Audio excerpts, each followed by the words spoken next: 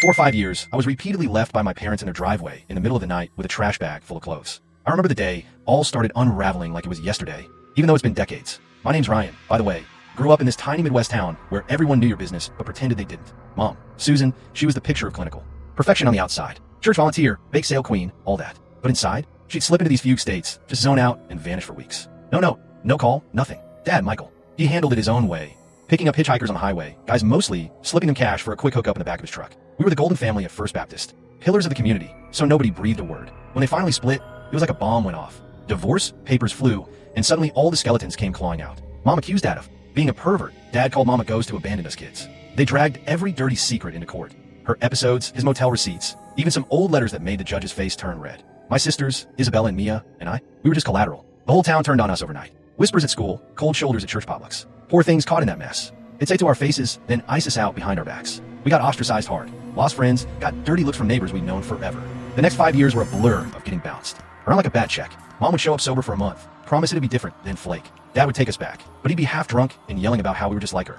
More than a few times, one of them pulled up to the other's driveway at 2 a.m., shoved me and my sisters out with nothing but a garbage bag stuffed with wrinkled clothes and a toothbrush. Figure out, they'd hiss, tires squealing as they peeled away. Isabella tried to hold it together, got a part-time job at the diner to buy us snacks. Mia shut down completely, stopped talking for months. Me? I just numbed out, skipped school, chain smoked behind the bleachers. By 16, I couldn't take it anymore. Dad had remarried this woman, Barbara, sharp-tongued, always reeking of cigarette, smoke, and cheap perfume. She started in on the physical stuff quick, slaps across the face for talking back, belt wax for forgetting to take out the trash. One night, she went off because I ate the last of the milk, and I just grabbed my bag and walked out. No dramatic scene, no goodbye. Landed a full-time gig stocking shelves at the local Walmart, scraped together enough for a shitty one-room apartment above a laundromat. Finished high school by the skin of my teeth. Hell, even got acceptance letters from a couple state unis. But by then, the depression had sunk its hooks in deep. Self-loathing was like breathing. Why bother with college when everything felt pointless? So I dove headfirst into drugs. Pills at first, then whatever powder someone shoved in my hand at a party. It was easier to chase the high than face the empty. That's how I met Chloe. She was this wild spark in haze, tattoos up her arms, laugh that cut through the bullshit.